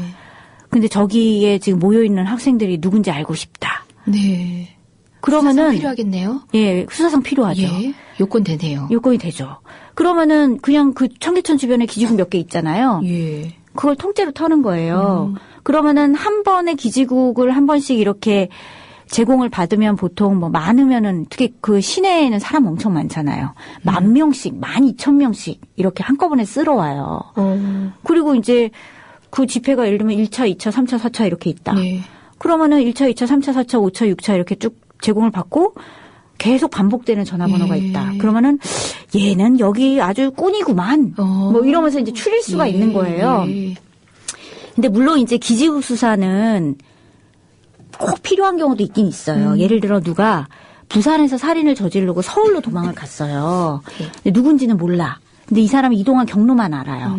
그러면은 이제 부산의 어느 지역에 있는 기지국하고 서울의 어느 지역에 있는 기지국하고 대조를 해서 네. 공통된 전화번호가 있으면 아, 이 사람이 부산에 있다 서울로 온 사람이구나라는 걸 알 수가 있잖아요. 그러니까 저희는 기지국 수사가 무조건 금지가 돼야 된다고 생각은 안 하는데 꼭 필요한 경우에 제한적으로 해야 된다는 거죠. 예를 들어서 집회 시위 누가 가는지 궁금하다 그래서 기지국 맘대로 털고 이런 식으로 오남용되면 안 되는데 지금 그렇게 쓰이고 있다는 게 이제 저희 네. 생각이고요. 예. 그래서 그 문제를 가지고 저희가 헌법소송을 걸었는데 마침 저희 원고가 되신 분은 기자님이에요. 예. 이 기자님이 이제 사건화될 수 있는 장소에 종종 취재차 가시는데 그러면은 그 사건화 예를 들어서 어떤 일이 있었지? 민주당에서 뭐 예. 무슨 선거를 했는데 거기서 돈봉투 살포 이런 논란이 있었어요. 예. 거기 취재하러 갔다가 네 기지국을 털었다 이런 통지도 받으시고 뭐 통합진보당에서 무슨 뭐 행사를 했는데 그것도 취재하러 갔다가 네 기지국을 내가 털었다 이런 걸 받으셔서 이분은 아니 내가 취재하러 갔고 나는 이 사건의 용의자도 아니고 아무 혐의가 없는 무고한 사람인데 그거를 수사한다고 이렇게 관계없는 사람들까지 광범위하게 터는 건 좀 이상하다. 예. 그렇게 해서 이제 원고가 되셔서 저희가 헌법소송을 일단 했고요. 두 번째 지금 문제가 되고 있는 건 실시간 위치 추적입니다. 그건 어떻게 하는 거냐면 이제 위치 추적을 걸어놓는 거죠. 그래서 어떤 사람이 어디에 있는지를 알고 싶을 때 미리 요청을 하는 거예요. 통신회사의 수사기관이. 네. 그래서 앞으로 두 달간 이 사람의 위치 정보를 10분마다 나한테 문자 메시지로 보내달라. 그러면 통신회사가 보내줘요. 수사관한테 예. 지금 종로 3가, 종로 2가, 종로 1가 이렇게 보내주거든요. 섬찟한데요. 그거를 뭐 2달씩 걸어둘 수도 있고 제가 이제 상담한 사례 중에 가장 장기간 건 거는 8개월 이렇게 거는 경우도 봤어요. 근데 이제 그게 법적으로 보면 왜 문제가 있냐면 원래 지금 말씀드린 대로 통신사실 확인 자료를 수사기관들에게 막 제공할 때 요건이 완화돼 있는 이유는 이게 원래 어차피 통신회사들이 요금 정산을 위해서 원래 갖고 있는 정보거든요. 그러니까 뭐 특별히 노력을 안 해도 나중에 수사상 필요하다 그러면은 줄 수 있는 이 사람이 통신을 한 다음에 과거의 어떤 기록이 요금 정산을 위해서 남아있는 형태라고 이해를 하고 이분들이 입법을 하셨어요. 제가 그때 국회 그 검토 보고서나 이런 걸 보면 과거의 기록이라고 이해를 하고 있거든요. 근데 실시간 위치 추적과는 또 다른 개념인데, 그죠? 그렇죠. 기술이 발달하면서, 기술이 발달하면서 실시간 위치 추적하는 게 가능해진 거죠. 그러니까 미리 걸어놓는 거예요. 근데 이게 저희가 봤을 땐 굉장히 중대한 인권 침해거든요. 왜냐하면 이 사람이 무슨 일을 할지 모르는데 장래에 무슨 일을 할 거라고 보고 정보를 제공받는 거잖아요. 이건 저희가 봤을 땐 거의 감청이랑 마찬가지인 거예요. 마이너리티 리포터, 리포트인가? 발음이 잘 안 되는 갱상도라서. 아니, 그것처럼 결국은 범죄 실행자를 예측해서 뭔가 제한을 가한다는 거는 오늘날 민주국가에서는 상정이 불가능한 거라고 생각하는데 실제 지금 운영이 되고 있단 말이죠. 그렇죠. 그래서 이제 저희의 이번에 원고가 되신 분들 이제 희망버스를 기획하셨던 분들, 송경동 시인이라든지 이런 분들이 이제 위치 추적이 되셨었고 그 외에 저희가 상담한 사례로는 뭐 예를 들면 2009년에 용산 철거민들이라든지 아니면 2008년도에 광우병 촛불 를 기획하셨던 뭐 한국진보연대 활동가들이라든지 이런 분들이 이제 위치 추적이 되는 거예요. 그러면은 뭐 수사기관 입장에서는 누구를 쫓아다니면서 미행할 필요가 없죠. 휴대전화만 있으면 그 사람이 어디인지 알 수 있으니까. 근데 저희는 그게 수사기법상 필요할 수도 있다고 보는데 꼭 필요한 경우는 있을 수 있다고 봐요. 근데 너무 지금은 막 수사상 필요하다고만 하면 막 줄 수 있게 돼 있으니까. 실제 법원에 통제가 된다고는 하지만 이거 법원이 기각시킨 경우가 거의 없다면서요. 대부분 받아주고 있는데 이 수사상 필요라는 이 법조문은 너무 광범위하고 게다가 당초의 법은 실시간 위치 추적까지는 예정하지 않고 만들어졌던 거고 실제 저는 미리 주신 자료 저 공부하려고 자료도 받았거든요. 근데 불충실했지만 자료를 보니까 미국 같은 경우라면은 엄연하게 구분을 하고 있더라고요. 그러니까 실시간 위치 정보와 기존의 통신 자료 엄연하게 다르더라고 구분을 하고 있는데 우리는 이걸 예측하지 못한 상태에서 만들었던 법을 운용해서 실시간 추적을 한다는 게 문제인데 지금 헌법소원까지 청구가 돼 있어요. 지금 진행이 그러면 어떤 정도 돼 있나요? 전망은 어떻게 보시나요? 전망은 역시 뭐 밝지 않죠. 저희는 소송에서 이기는 경우는 아주 드물기 때문에. 근데 예를 들어서 수사기관들이 주장하는 내용은 그런 거예요. 우리가 남용하고 있지 않다. 우리는 체포할 만한 사람들한테 한다. 실제로 이제 좀 전에 말씀드린 사례자들이 체포 대상이었거나 그럴 개연성이 크거나 이런 분들이기는 해요. 근데 제가 상담했던 사례들이 다 그런 건 아니거든요. 이분들이 다 제가 상담했던 분들이 원고를 안 나서셔서 그렇지. 어떤 분은 심지어 어떤 다른 범죄 혐의로 출소를 막 했는데 출소하자마자 위치를 걸어놓고 8개월을 이제 수사기관들이 뭐 건수 없나 이 사람들이 누구 만나고 다니나 이 사람이 그렇게 본 적도 있었거든요. 아니 글쎄요. 헌법재판소에서 위헌인지 여부를 판단할 때는 그런 경우가 있습니다. 이 제도 자체가 당연히 뭐 어떤 걸 목적으로 해서 만들어졌겠지요. 근데 이 제도 자체가 오남용의 가능성이 있으면 그걸 전제로 하고 오남용을 막을 적절한 제어 장치를 해두지 않았으면 이 제도는 위헌이다라는 게 입장이거든요. 다시 말해서 수사관님께서 물론 자기의 업무에 충실하고 인권 마인드 충분히 사유하시는 분들 많습니다. 하지만 그분들이 내가 잘할게요 하는 말만 믿고 이걸 합헌이라고 하면 안 되거든요. 헌법재판소도 조금 스마트한 인식이 필요할 것 같아요. 저만 하더라도 나름 인권적 문제에 있어서 관심을 많이 쏟아봐야지 하는 변호사였음에도 불구하고 오늘 새롭게 알게 되거나 아니면 나의 인식이 조금 더 각이 틀어져 있었구나 하고 느끼게 되는 것도 많은데 이 법이라는 건 늘 제도적으로 과거의 제도다 보니까 새로운 영역에 대해서 좀 낯설어하는 경우도 있어요. 많이 그 부분을 좀 가르쳐 주셔야 될 것 같아요. 저희 헌법재판관님한테도 그런 인식의 전환 그리고 새로운 새로운 권리 필요성의 영역이 늘어나고 있다는 점에 대해서 하실 역할이 많겠다는 생각이 또 듭니다. 근데 지금 이 상황을 지켜내지 못하면 아까 지문을 용인하다 보니까 생체 정보를 용인하게 되는 뭐 어떤 근거로 사용되는 것처럼 하나를 지키지 못하면 정말 다음 침해를 또 예정할 수밖에 없는 그런 전선들인 것 같아요. 어깨가 굉장히 무거우실 것 같습니다. 이 통신사실 확인 자료 문제는 또 지금이 우리가 주목해야 될 시점이에요. 네. 그 헌법재판소 결정이 멀지 않았다는 네. 또 느낌을 받고 또 마침 국가인권위원회에서 이 문제를 갖고 논쟁을 하고 있어요. 그렇습니까? 국가인권위원회가 상임위원회라고 있는데 네. 거기서 이 통신사실 확인 자료 제공 오남용 문제를 가지고 인권위가 뭔가 인권침해라는 의견을 내야 되지 않냐. 이 문제를 벌써 2번을 다뤘는데 뭐 논의를 제대로 안 하고 자꾸 다음 회의로 미뤄져요. 예. 거기는 뭐 우리 여당 추천 상임위원인 뭐 홍진표 의원이나 청와대 추천 상임위원인 김영애 상임위원이나 이런 분들이 뭐 이게 인권 침해라고 주장하기에는 통계도 없고 뭐 근거가 있냐 뭐 자꾸 이런 지적하시거든요. 근데 이제 그 통계는 저희가 이 문제에 대응하면서 구하려고 엄청나게 애를 썼는데 네.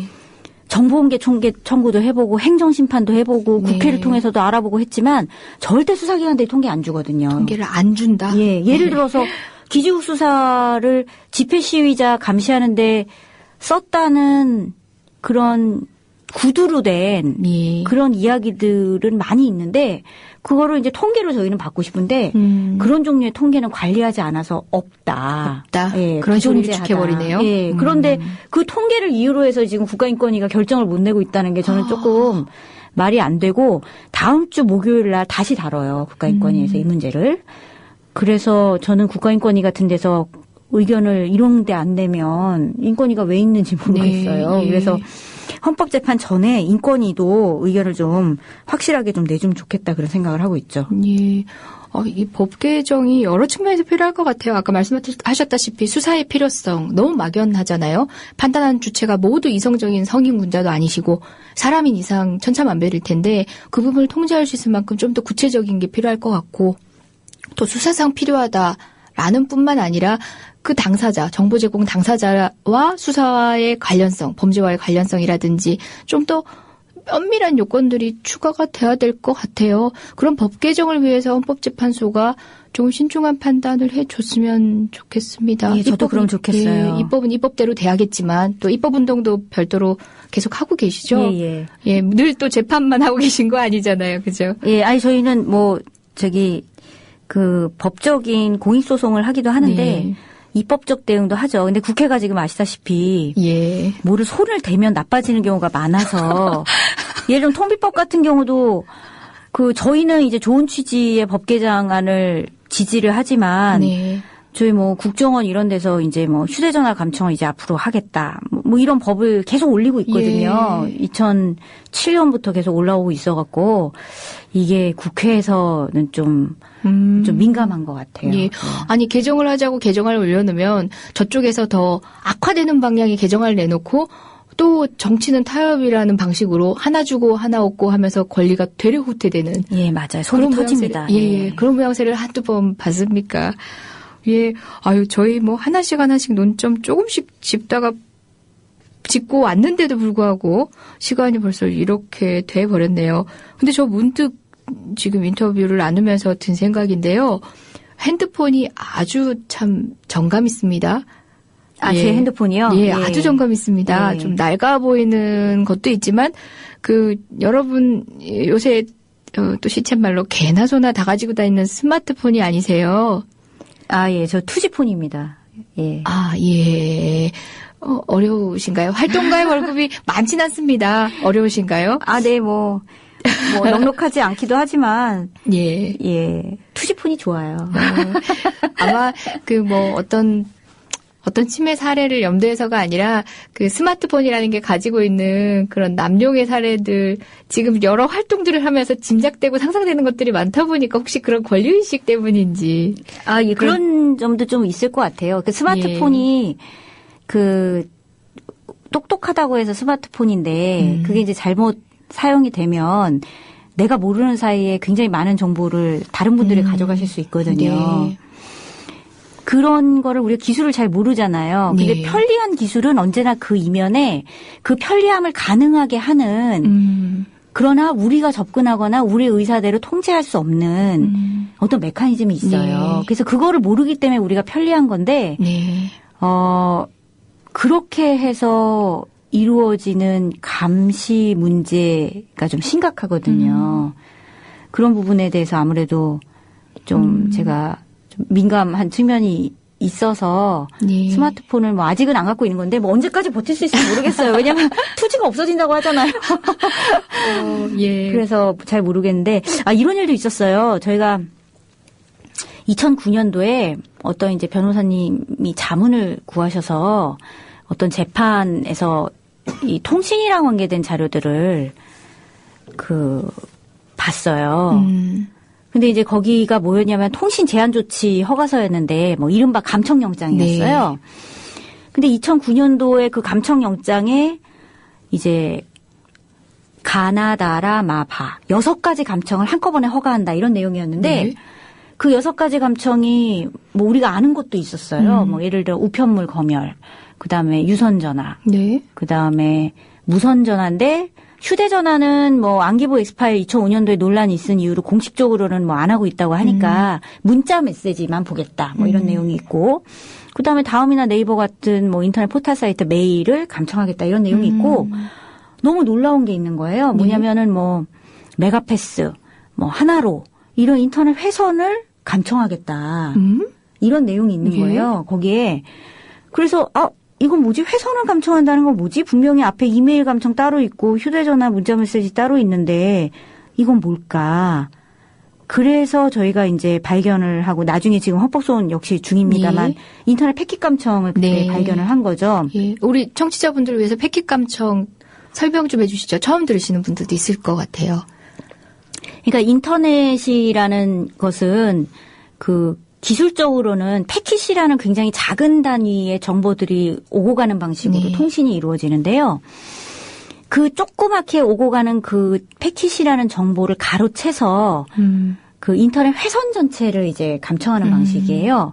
근데 이제 이게 과거에는 이 정보를 가로채도 인터넷에 오가는 정보가 오죽 많습니까? 그러니까 그거를 해독할 기술적인 역량도 안 되고 그래서 못 하던 건데 최근에는 기술이 너무너무 많이 발전해 갖고 그거를 그 오고 가는 수많은 조그만 그 점들이라고 할 수 있는 그 정보들을 모아 갖고 실시간으로 이 사람이 누구랑 메신저를 하는지 어떤 인터넷 쇼핑을 하는지 그걸 이제 다 보는 거예요. 그러니까 제가 제 컴퓨터 이렇게 제 눈으로 보고 있듯이 누군가가 같이 보고 있는 거죠. 그렇죠. 예. 인터넷 회선을 통해서 오고 가는 소식.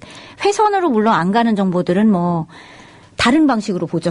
그것도 다른 뭐 예를 들면 독일에서 문제가 됐던 뭐 해킹 수사 뭐 이런 것도 있는데 그게 아니라 이제 어쨌든 인터넷 회선 감청을 정보기관이 하고 있었다는 걸 네. 2009년도에 저희가 안 거예요.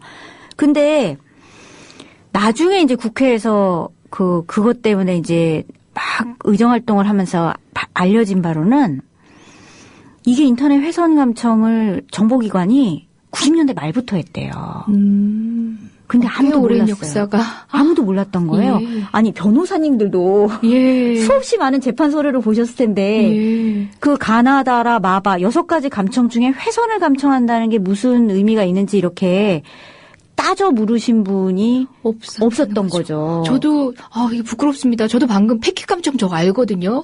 근데 회선이라고 하니까 그건지 몰랐어요. 매칭을 못 하고 있었습니다.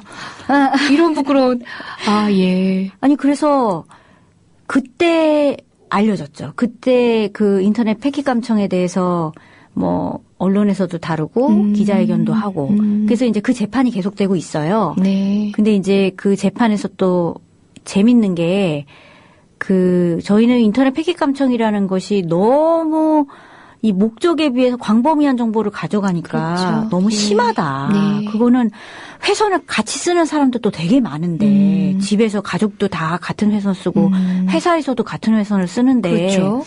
그거를 저희가 이제 그 문제로 알았던 그분은 집하고 사무실이 2개가 다 그 훼손 감청이 되고 있었거든요.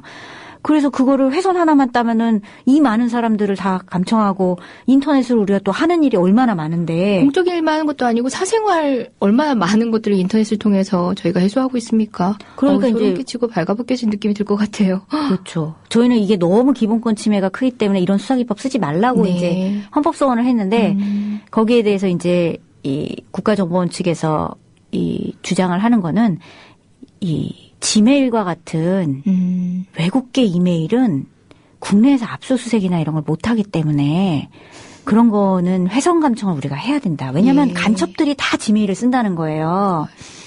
그래서 저도 지메일 쓰는데. 예. 그래서 이제 훼손 감청을 해야겠다라고 주장을 하고 있고 이게 이제 결정이 또 아직 안 나오고 있죠. 예. 어떻게 될지 봐야죠 또.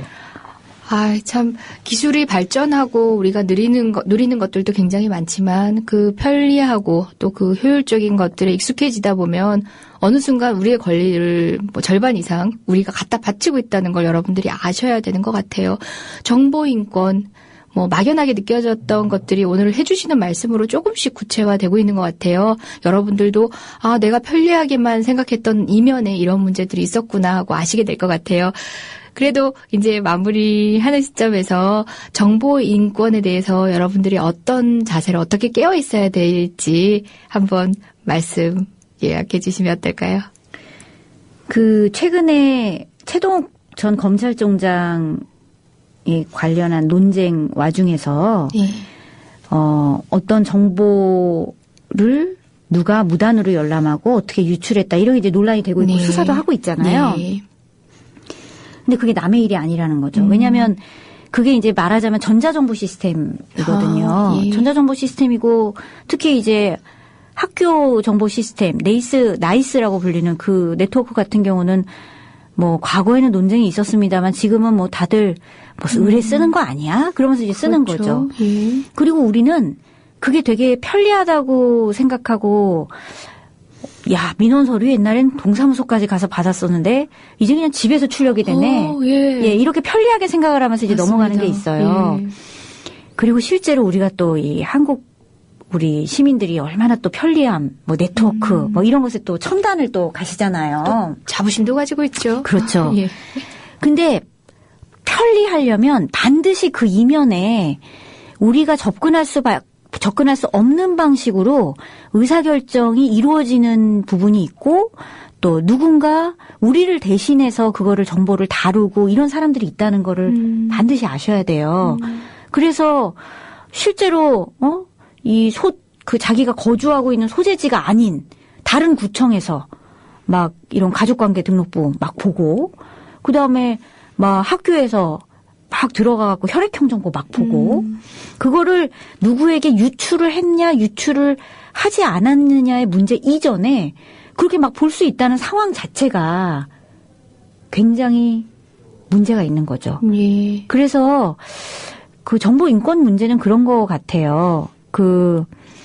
저는 생태 운동하시는 분들한테 굉장히 심정적으로 제가 많이 이렇게 공감을 많이 하는데 우리 주변에 너무나도 편리한 것들이 많잖아요. 편리하고 우리 삶을 굉장히 이렇게 즐겁게 만드는 여러 가지 것들이 많은데 그게 아니라 이 지속 가능하고 인권을 침해하지 않고 그렇게 하기 위해서 우리가 약간의 불편함을 좀 감수할 수 있어야 된다는 네. 게 생태주의 아닙니까? 예.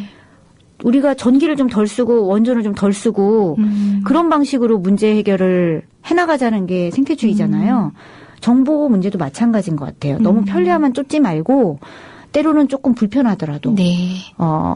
우리가 뭐 그렇다고 동사무소마다 다니면서 뭐 이걸 다 서류를 뭐 민원 서류를 산더미처럼 받아야 된다 그렇게 말씀을 드리는 건 아니고 예. 이 편리함을 좀 편리함의 정체를 좀 꼼꼼히 우리가 따져볼 수 있어야 되겠다. 우리가 인터넷을 집에서 편리하게 쓰면 굉장히 생활이 쾌적해지지만 그 인터넷으로 오가는 정보를 그러면 누군가 볼 수도 있다는 거 그런 거에 좀 우리가 문제의식을 가지고 경계를 좀 해야 되지 않을까 싶습니다. 예. 예. 여러분 한번 상상을 해보세요. 내 방에 누군가가 무단으로 침입하면 경찰에 전화하잖아요. 그 다음에 저쪽 빌딩에서 내 방을 몰래 훔쳐볼까봐 우리는 꽉꽉 닫고 살잖아요. 마찬가지입니다. 내 정보가 그런 식으로 노출되고 있습니다. 그 창을 통해서 많은 사람들이 나의 내밀한 부분을 보고 있거든요. 편리한 이면에서 우리가 잠시 간과하고 있던 부분들을 오늘이라도 잠시 깨워서 계속 지켜보는 그런 인권의식이 필요할 것 같아요. 오늘 그야말로 제가 감사해요. 여러분 청취자 여러분들 새로운 정보들에 반가웠을지 모르겠지만 제가 많은 것을 배운 방송이었던 것 같습니다. 오늘 추운 날씨에도 정말 감사했습니다. 또 인연이 되어서 저희가 더 많은 말씀 나눌 수 있었으면 좋겠고요. 지금 진행되고 있는 소송들도 좋은 결과가 돼서 또 그런 기쁜 소식 나누러 또 함께 오실 수 있었으면 좋겠어요. 예, 저희 응원 많이 해주세요. 감사합니다. 예, 여러분 그리고 아시죠? 진보 네트워크 센터 홈페이지 들어가시면 또 어떻게 같이 지식들 이런 정보들을 공유할 수 있는지 그리고 또 교류하면서 또 지지할 수 있는지도 나와 있다고 합니다. 예, 저는 다음 주 금요일 날 뵙겠습니다. 오늘 감사합니다. 예, 감사합니다. 더불어 행복한 세상. 너와